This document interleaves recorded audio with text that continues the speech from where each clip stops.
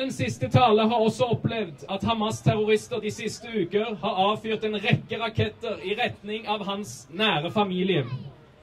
Bare det israelske rakettforsvaret Iron Dome har stanset raketter fra å slå ned i Tel Aviv-området. En eller flere av rakettene kunne også slått ned i Jaffa, hvor familien til George Deek bor. Deek trenger ingen nærmere introduksjon. Når vi ønsker ham velkommen med en kraftig og lang applaus, er det også med stor takk for den utrettelige innsats han har gjort i Norge, ikke bare gjennom disse siste sommerukene, men de 2 siste årene. Ta vel imot George Deek, Israels fungerende ambassadør i Norge.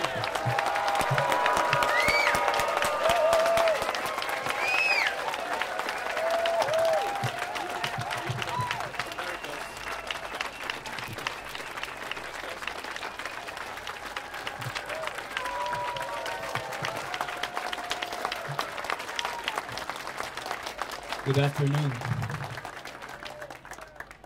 Friends, I want to thank you for coming here today and for supporting the state of Israel and for standing up for peace. I know that the decision for some of you to come here today was not easy. I know that there are some voices that don't want your support to Israel to be heard. Some people who believe that freedom of speech and expression is important, but only if you agree with them. So I want to thank you. I want to thank you for not letting those voices intimidate you. I want to thank you for your courage to stand up for what is right. But friends, it is not the joy of victory that gathers us here today, but tears of sorrow. Sorrow for the tragic suffering that was caused by a war that should have never happened. When Hamas began firing at Israel, we did not respond. We held back because we know what the terrible and tragic consequences of war could be. We hoped that Hamas would do the one thing that could have prevented all of this suffering. Stop firing rockets. That's all. But that didn't happen. In 2 weeks, Hamas launched 300 rockets on Israeli cities, on Israeli homes, factories, schools. And all throughout, we held back and we kept calling, stop the rockets. Quiet will be met with quiet. But Hamas only grew bolder and crueler. We accepted 10 ceasefires, but every time we cease, Hamas fires. And while we are dealing from terror falling on us from above, Hamas launched a new campaign of terror coming from below ground as well. Friends, make no mistake, these are not holes in the ground. These are sophisticated tunnels with electricity, with railroads. The creativity, the hard work, the child labor, all of those, everything aimed at only one thing: to kidnap and murder Israelis. The level of dedication is sickening. On July 7th, Israel said enough is enough. Hamas saw our restraint as a sign of weakness. They could not have been more wrong. Because Israel always has and always will defend itself from those who seek to harm it, with a determination you find only in those whose ultimate aim is not victory, but peace, not triumph, but life, the ability to live without fear.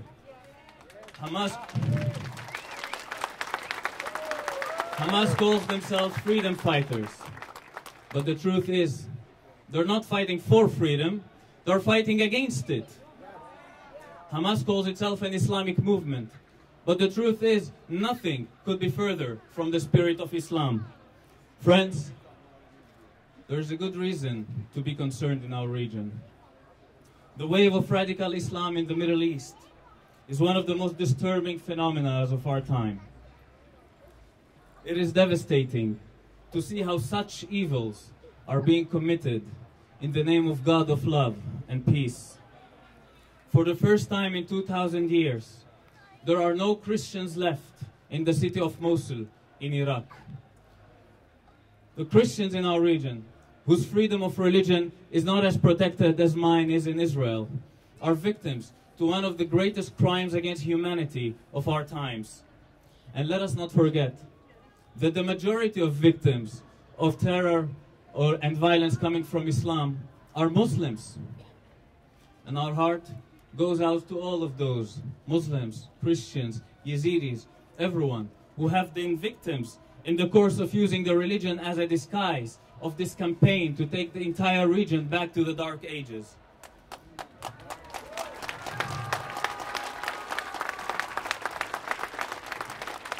Israel is standing at the front line of this battle against radicalism and Islamism.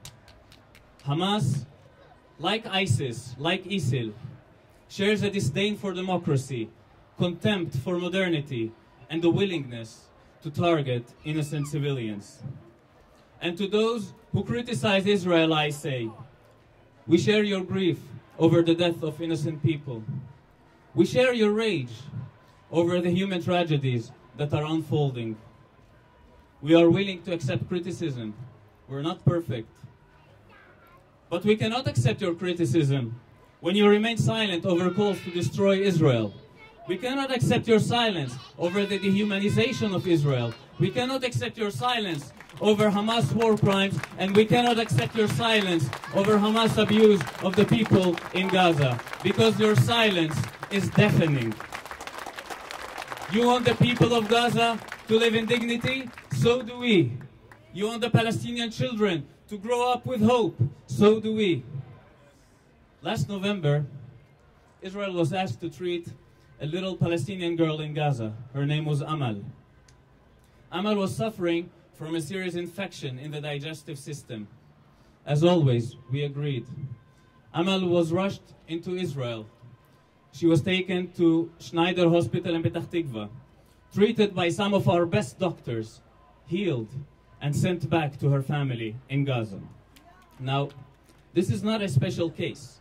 Israel treats hundreds of Palestinians who need medical service. What makes this story unique?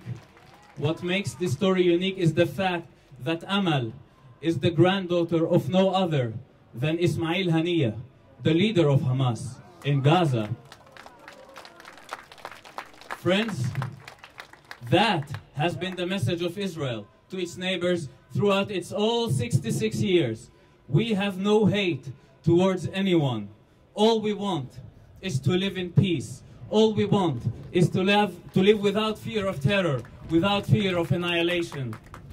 And therefore, we call on Hamas, stop using your skills to build tunnels of cement, and start using your cement to build schools that will develop your skills. Stop firing rockets from community centers. Stop storing weapons in hospitals and mosques. Stop surrounding yourself with civilian human shields, and let the people of Gaza enjoy the flourishing place that Gaza should have become since 2005. Disarm. Stop smuggling weapons. Stop darkening Gaza's life, and let Gaza open up and be a part of our bright world. In other words, stop wanting Israel to die and start wanting your children to live.